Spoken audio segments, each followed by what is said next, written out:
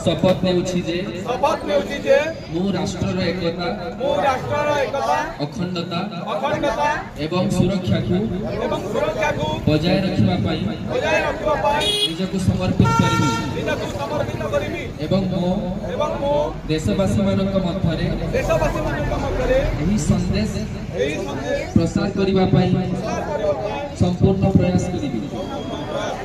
मु एही शपथ मो देशर ऐक्य भावना को सम्मान जनाई नेउछि जहाँकि सरदार वल्लभ भाई पटेल को